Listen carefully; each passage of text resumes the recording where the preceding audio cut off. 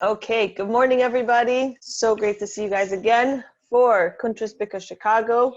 We're going through Touching a City's Soul. We're on the first maamer in the Sefer, and we are currently on page 73. So, there was a question yesterday which I wanted to actually answer. Sorry, I already made a bracha.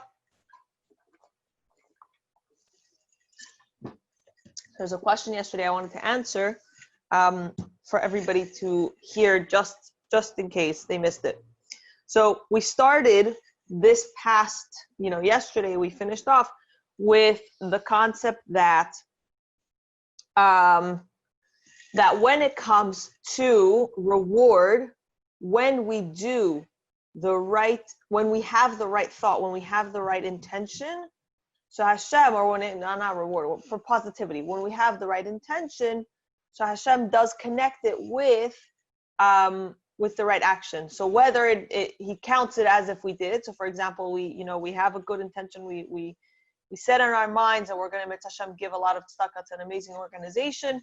So we set in our minds, and then for whatever reason, maybe it slipped, or it has to wait until we get our paycheck or whatever.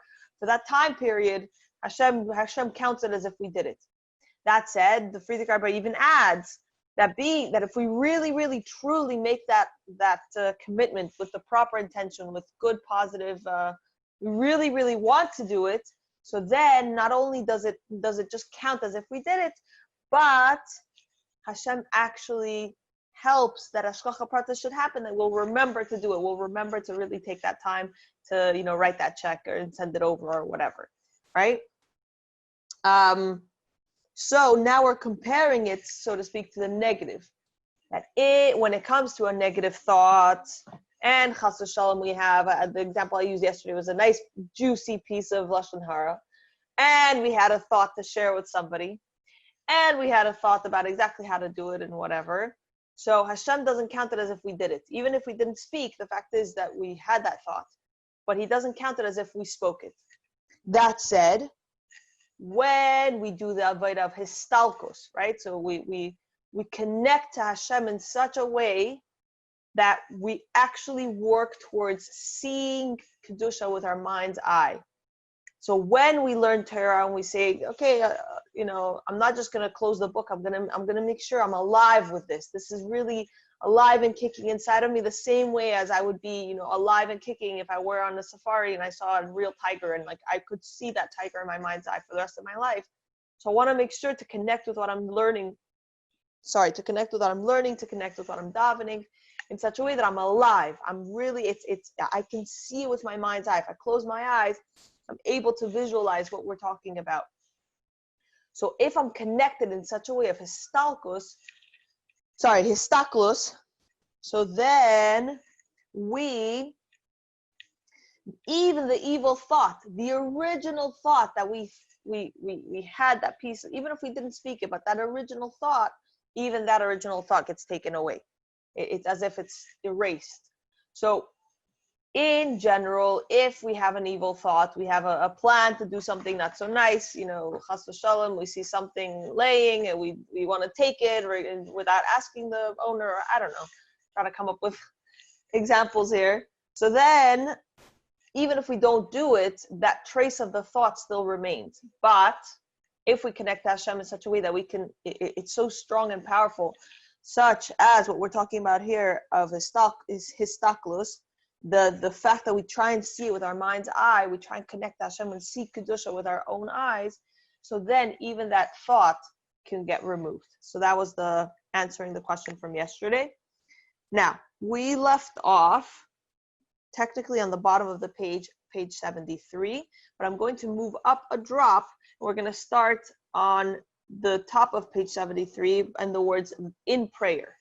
Okay? So in prayer, the avodah of histaklos is a sensitivity to the divine concepts expressed in the words of prayer. So as I always say, if at any point in time we have to mabara, that's the type of prayer we have to do. We mabara, jumpara, and we just say words, and there's a time and a place that sometimes, we don't have time to sit down and really contemplate through a lot of things and, meditate for hours or whatever. That said, the ideal, and actually Living Chassidus, I think we're going to work on this, but the ideal would be if you've worked, you tried to work on Pirush Milis, you try to understand the words that you're saying. That way, even if you do have to rush, at least you know what you're saying. Sometimes when I remember in high school, we had to read certain things, for class. So even if I was in a rush, it's my native language. It's English. I mean, not so native, but it's a different story. But it is now my native language. And so therefore, even if I had to rush, I was able to capture what I was saying. So we should know Pirush Milis to such an extent that even if Chas v'Shalom we have to rush, at least we know, we have an idea of what we're saying. It's one of the beauties of the Tzivos Hashem Siddur. I didn't bring it with me, but about right before each paragraph they write, okay, what is this paragraph about? And it's literally like 3-4 words about what's this paragraph about, and you're like, oh, okay, right, yeah, now I remember what I'm trying to say, and at least you'll be able to have some sort of kavanah while you're saying it. So again, having this concept of histaklos, even in your davening, that you know what you're saying to such an extent that you're working towards being able to visualize it. I mean, Psukei de Zimra is I think it's a very easy thing to visualize. It's all literally describing parts of this world and the creepy crawlers. Sorry, it's early. And the maidens and the lads, and it just goes through all these different things, and you're literally just painting the picture of Hashem's world, and it's just so beautiful and so descriptive, and whatever. It's a really, really, really powerful Psukei de Zimra. It's really powerful if you actually know what you're saying, and it's easy to see. Also for the brachas before Shema, it's mainly now we're connecting. We're going on this upward trend.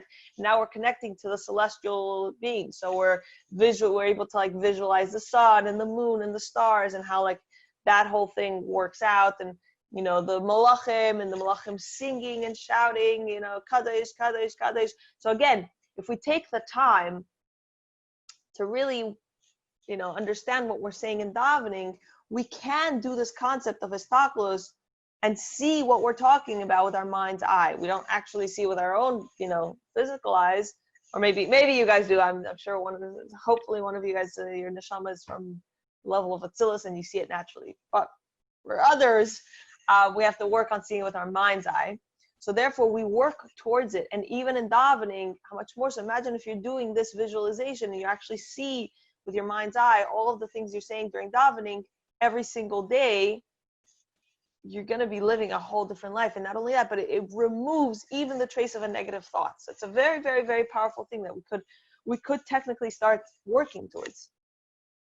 Okay. Okay, this is to say, not only one's understanding and grasp of the concepts, but what one feels. So if you start to learn, and if you start to daven, and you work towards this, again, I'm going to say this for a millionth time. Hashem does not expect you to be perfect. He just expects you to try. So even if you try today and it doesn't work, so then try again tomorrow and try again the next day and just try a little bit. So I'm going to answer that in a second. So just try a little bit at a time. And when we try towards doing that, it's not just understanding an intellectual concept. It's not just you come out of this maamer and you have an idea. But at the end of the day, it also affects you emotionally. If you really truly start to see, just like if you were to close your eyes and see a physical tiger, it would affect you emotionally. It's actually a very interesting story.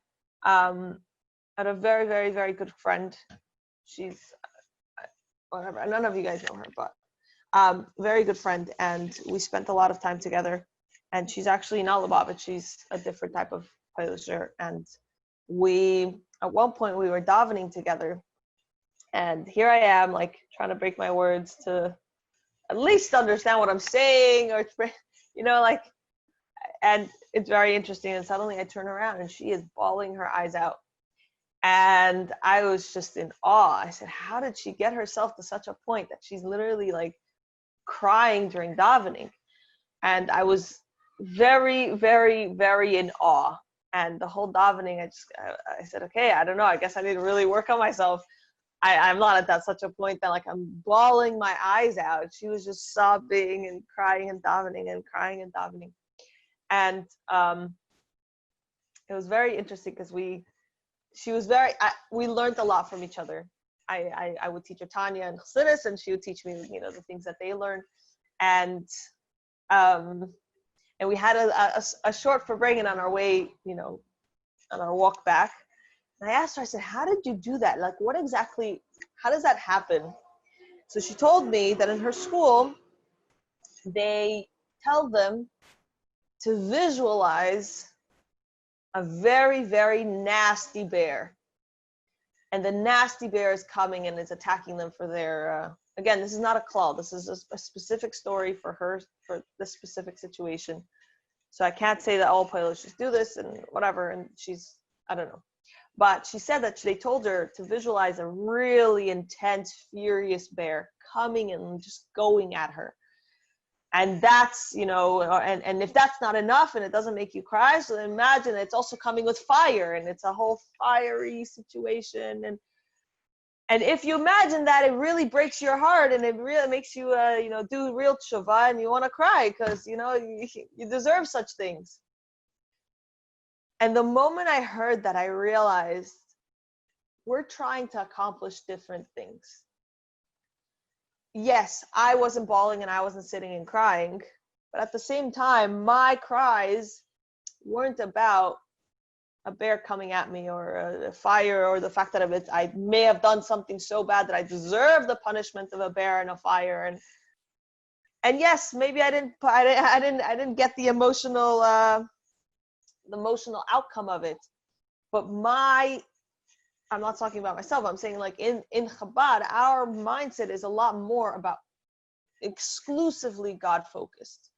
We want those tears, or not necessarily, but I'm saying if this Hashem b'simcha, but we want the emotional outburst of davening to be from our thoughts about davening, from our thoughts about the Eibishter, from our thoughts about our relationship with Hashem. And again, I'm not saying anything, we all have our derech and we all have our path. But from that point on, I had a very interesting appreciation for what we try to do when we daven. We try to really, really, really focus not the end result of our histaklus in davening and our histaklus in learning Chassidus and everything is to connect to the Eibishter himself. It's not just the thing. It's not just thinking about the tiger. It's not just thinking about the bear. It's not just thinking about but it's thinking about the Eibishter himself. So again, it's something to ponder and think about. Okay, 1 second. There was one question I said I was going to answer. Just check. How does that work with negative thoughts?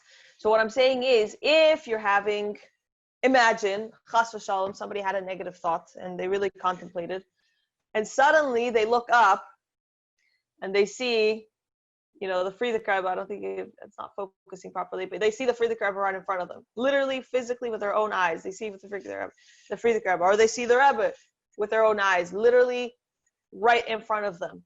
So if they see this with their own physical eyes, it affects you in a different way. It puts you into shape, so to speak. It stops in its tracks this whole negative thought. So we have the power to stop our negative thoughts by, in our mind's eye, visualizing concepts, whether it's godly concepts, whether it's concepts in Chassidus, whether it's concepts in whatever way, shape, or form that we learned, that we davened, different things. As long as you learn and you daven in such a way that you're able to visualize it, and actually erase that negative thought out of your mind as a whole. Okay. Now we are up to in this Avodah. We're on page 73 again. In this Avodah, there are a number of forms and different levels, each person according to their spiritual structure and situation. This is the meaning of, I will sow the house of Israel with the seed of man, Zera Adam, and the seed of animal, Zera Behema. So on the one hand, we're all working towards its end result. But being that we're all in different levels and different situations, we've had different backgrounds, So our work is not exactly the same for everybody. Some people are working towards, towards being able to say the words in davening. Some people are working towards understanding what they're saying in davening. Some people are I'm not sure. Okay. So some people are working towards different things. And so everybody in their own level is working towards having a deeper bond, a deeper relationship, but it's not necessarily the same klal for everyone. But we're all working towards the same end result. This is the meaning of I will sow the house of Israel with the seed of man, Zerah Adam, and the seed of animals, Zerah Behema. There are two general categories and levels of souls mentioned above. The souls of Atzilus are Zerah Adam, and the souls of the lower worlds, Bria, Yitzira, and Asiya, are Zerah Behema, right? So we spoke about this in the previous classes, that anybody whose neshama comes from Atzilus is Zerah Adam, it's considered Zerah Adam. Anybody whose neshama comes from Bria, Yitzira, and Asiya are Zerah Behema, and the category up here are people who have a natural tendency to be able to actually see the Kedusha in the world, and all the rest of us, or myself, we have to work on seeing it with our mind's eye. So we don't have it naturally, but we can work towards it. In terms of their avodah, these soul types represent two types of knowledge. One, knowledge in the form of intellectual understanding, which is akin to hearing about it. So if you were to just listen to my shir, so you heard me talk about it, you have an intellectual understanding. Hopefully I gave a good enough shir that you were able to understand and comprehend it. But it stays in the sense of I heard someone else go through it. I heard someone else teach it to me. The second is knowledge in the form of seeing, so to speak, through histaklus. Okay, so if I were to tell you, I was on Kingston, I was walking, and suddenly I heard, especially for anyone who's in Crown Heights these days, I was walking on Kingston at night, and suddenly I heard gunshots, chas v'shalom, right? I heard them. So many people could come and say, Michal, lately, we've been having a lot of different sounds that may or may not sound like gunshots. Some of them actually sound like gunshots, but they're actually fireworks, right? So just the fact of hearing makes a certain sense of not settled. It's not grounded as much as if I were to tell you I was walking down Kingston, chas v'shalom, and I saw someone shoot a gun. I saw it with my eyes. When you see something with your eyes, the truth, the level of how true it is gains a whole new level of validity. When you see, it becomes yours. It becomes real. It becomes hearing. I may have heard it. I may not. We have a certain sense of, something happened. The ability to decipher what that sound was and to really feel confident about we know what that sound is has less of a degree of validity than what we saw with our own eyes. Okay, so when we learn something with just the level of understanding, it's as if we just heard it. But if we learn something and we really connect and we bond to it, okay, then we're able to actually have a relationship to it in such a way that it's as if we see it. We see it with our eyes. This is also the root of the difference between the first paragraph of the Shema and the second, okay? So in the first paragraph of the Shema, we're making it very, very, very real. And in the second, in a certain sense, it's a little bit less, it's a little bit less, and we'll understand what that means. Our sages relate that the first paragraph reflects a state when a Jewish people carry out the will of Hashem. And I should have brought a translation, but if you want later today, go take an English siddur and go through the translation of what the first paragraph says. It's very definitive. It says as if we're in a state where we carry out the will of Hashem. We do exactly everything Hashem asks from us. As a result, they will be worthy of the fulfillment of the prophecy. Strangers will arise and pasture your flocks. meaning that the Yidden will not have to involve themselves with worldly matters. Others will do that for them, and they will be able to dedicate themselves to spiritual matters. So if we're doing everything as we're meant to, and we're literally, follow, the entire nation follows the ways of the Eibishter, so then it's as if somebody comes and has to, they do all of our work for us, and all we have to do is learn Torah and appreciate it. By contrast, the second paragraph of Shema reflects a state when the Jewish people do not carry out the will of Hashem. This does not mean that they're actually transgressing, God forbid, Hashem's will, but merely that they are not expending maximum effort to fulfill his will, right? So it doesn't mean that we're actually going against the Eibishter. We're not getting punished. We're not trying our best. We're not really giving it our all to do what the Eibishter wants from us. The reason for the difference is that the first section of the Shema includes the pasuk, you shall love the Lord your God with all your heart, with all your soul, and with all your might. And for anyone who joined us for the Pesach maamer that we did a few weeks ago, we are focusing on the exact same line, and now we're just going to see a whole new perspective of it. The second section speaks of loving Hashem with all your heart and with all your soul, but it does not stay with all your might, right? So in the first paragraph, we say v'chol lebavcha v'chol nafshecha, but it doesn't say it does say v'chol me'edecha, which means we're giving it our all, especially in the maamer that we learned for Pesach. We're going above and beyond our limitations to do what the Eibishter wants from us. We're pushing ourselves beyond what we think we're capable of, and we're giving it all our might. Meanwhile, in the second section, in the second paragraph of Shema, it's v'chol lebavcha v'chol nafshecha, but we don't have v'chol me'edecha. Which means we're not pushing so hard. We're just, doing it by rote. We're being a drop lazy. This is what we do. We're Yidden, so we do this and we do that. But we're not really, spending that quality time focused on giving it our all. Me'aid, might, has the same letters, mem, aleph, and dalid, as adam, aleph, dalid, and mem, right? So it's the three same letters referring to those souls called Zera Adam. So the fact is, in the beginning, the first one, B'chol me'edecha, me'oid, relates to Zera Adam. It refers to those people who have achieved awareness of godliness as if they can actually see it.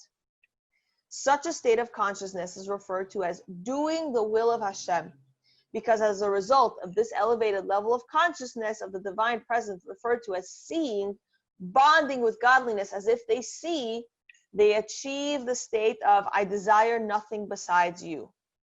These people do not desire the lower Gan Eden, the higher Gan Eden, nor the world to come, since all of these are merely besides you, insignificant and ancillary to you. Rather, these people only desire to cleave to Hashem himself. Okay, stop a minute. Through this state of striving, Ratzeh, the longing to cleave to Hashem, they elicit the manifestation of divine will, Ratzeh, which has the same letters, Reish, Tzadik, Vav, and Nun, as Tzinur, a channel or a pipeline. Okay, so one second, let's take a step back. So the first paragraph, we say Me'oid, right? B'chol me'edecha, and that Me'oid is related to Zera Adam, which means that in the first paragraph, we're talking, so to speak, about people who really give it their all. They give it their all so much that they want to connect to Hashem, not to Hashem's, revelation, not to Hashem's Gan Eden, we're going to speak about this a little bit more tomorrow. It's not about your Gan Eden, it's not about your Elam Haba. I want to connect to Hashem, you yourself in your essence. And when we have that level, when we work towards seeing the Eibishter and really seeing it with our mind's eye, just like Zera Adam, so we're able to do this b'chol me'edecha. We're able to get Tzinur. We're going to discuss it more in depth tomorrow. But through doing this, we get a straight pipeline, a channel to receive brachas. Okay, we're going to Mit Hashem continue. 1 second. Let me just answer this question, and then we're going to close up for today. I don't understand how to get to this level of being Zera Adam. It seems like it must be hard to achieve if the Yidden weren't able to do it. The Yidden weren't able to do it. I'm not exactly sure where, but when they weren't able to do it, but we can work. We're not trying to achieve coming, that our neshama should come from the source of Atzilus, but we are trying to achieve to see godliness with our mind's eye. When you learn something, even for example, many people, the moment they start to learn about, health or eating or whatever, they start to see food for what it really is. They start to see sugar for the negative effects. They start to see caffeine for what it does for them. They start to see past the taste and the flavor. So too here, we're able to learn Torah in such a way that we really bond and connect with the concepts, that we start to see past, the words, so to speak. It starts to mean something for us. We start to connect to it, that we want to wake up early and join a share. We want to, it makes a change in us.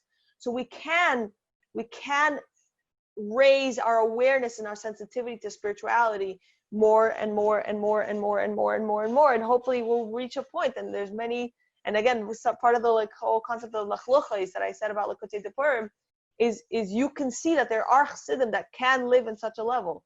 There are certain chassidim that live in a whole new, it's a whole other level of existence, and they aren't living in this gullus mentality, so to speak. So we can achieve it. I wanted to point out, I found it's volume 5 in the English, and it's on page 119 in volume 5. So if you didn't have the Chayenu, you can go to your volume 5 Likutei Depurim in English and go to page 119. Anyway, Mitzvah Hashem will continue tomorrow. Tomorrow is going to be very, very powerful. Can't wait to see you guys.